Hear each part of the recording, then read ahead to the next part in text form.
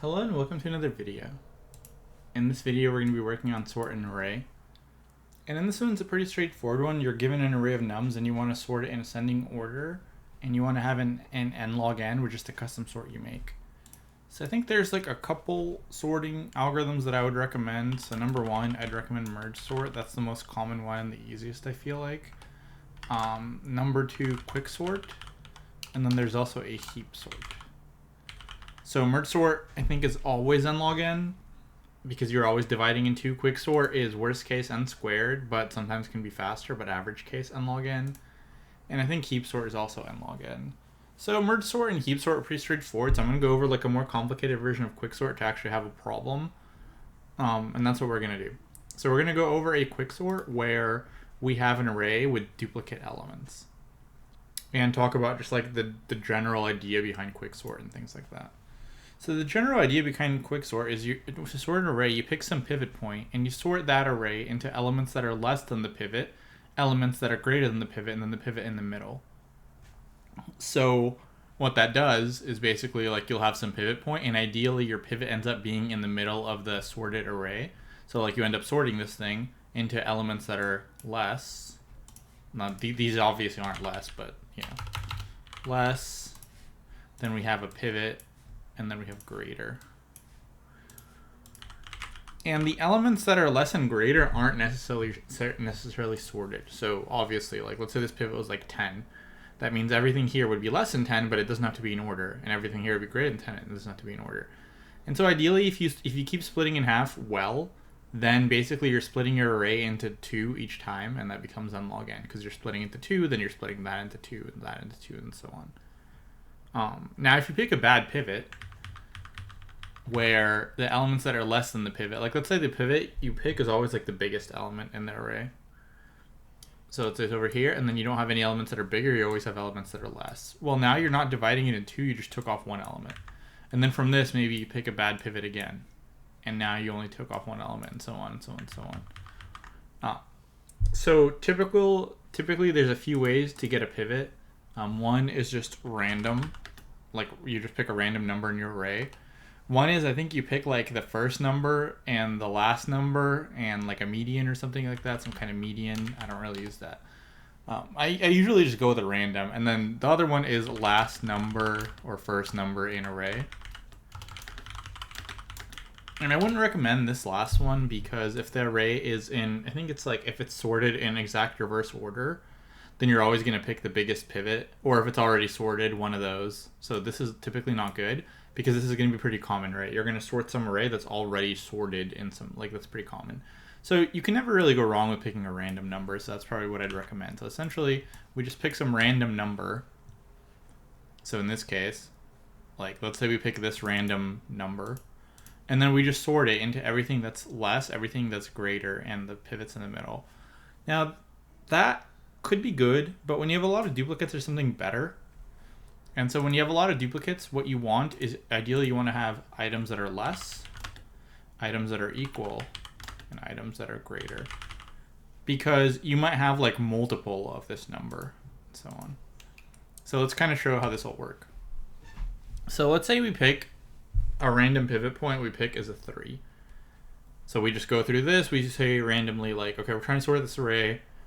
We want elements that are less than 3, elements that are equal to 3, elements that are greater than 3. First thing you can do to make it easier is move your pivot point to the back of the thing you're sorting. So you just swap it with the last element like this. Now, what we're going to do is we're going to have 3 pointers. We're going to have like the end of the array and then 2 at the start of the array.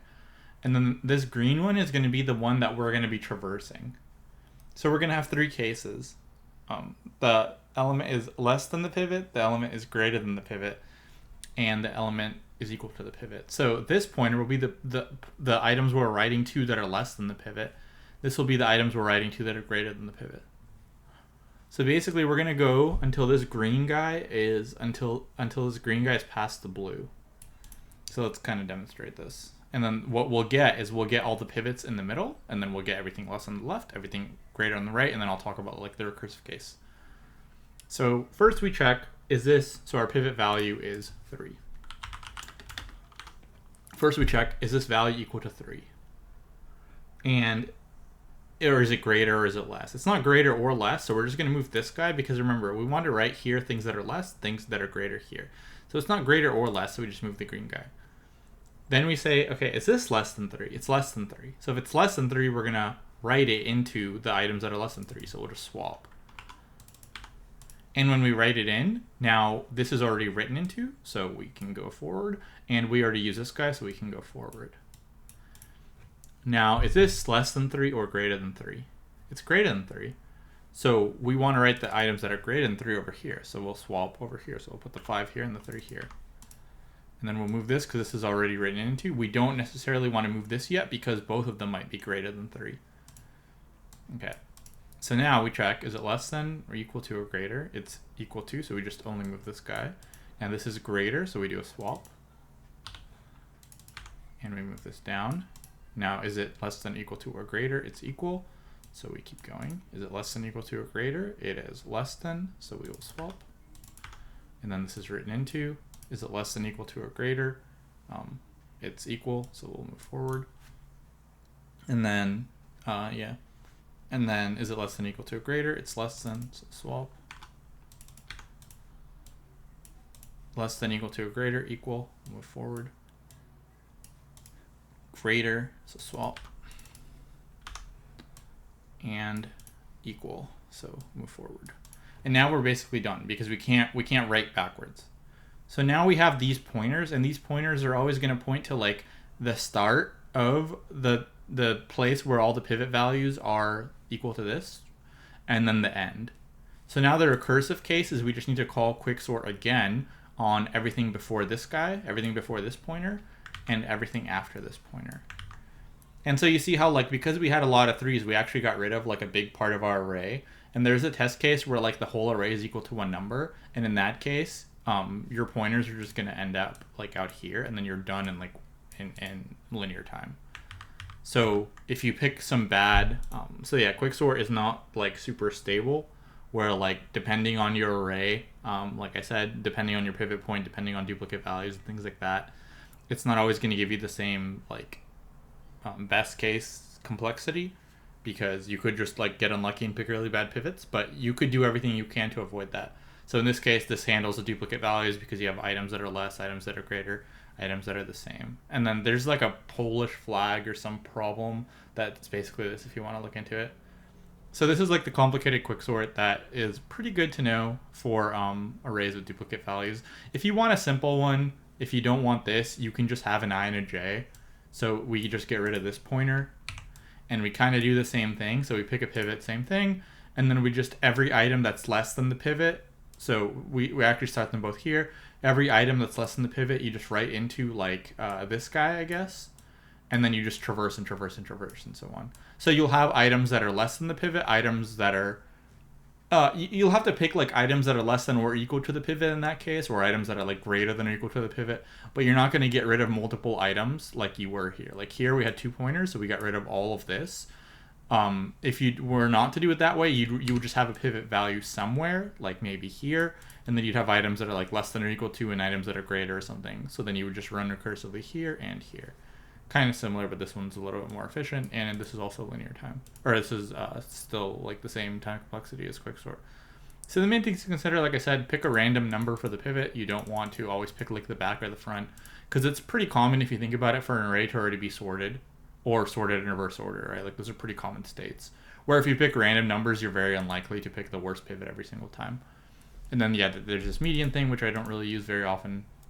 So yeah, I would just recommend going with a random number. Let's take a look at the code. So we just call our helper function quicksort with the numbers and the left and the right. And then if the left is greater than the right, that means like we already have our stuff sorted, so we don't really care.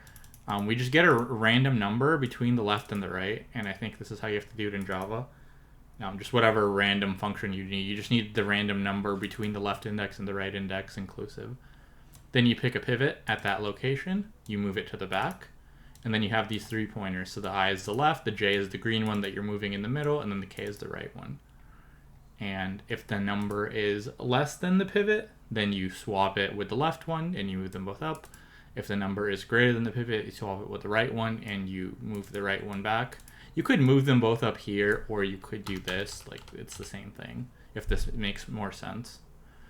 So basically, you either swap and move the left one, you swap and move the right one back, or you just move the middle one up because it's exactly the number you want, and then you just call quicksort recursively on everything before the left pointer and everything after the right pointer. Oh, get an index at a bounds.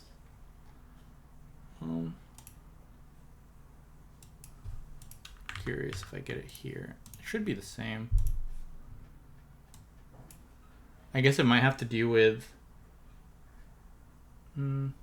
I think. Oh yeah. So I think what can happen here is your I can get past your j.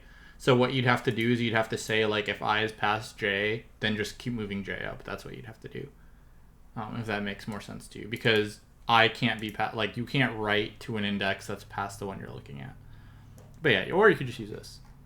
And so yeah, this is basically quicksort. I would recommend for coding interviews learning either this complicated one or the normal quicksort and merge sort. I think merge sort is easier and easier to like see, but I have a bunch of problems doing merge sort as well. You can check for that in the videos.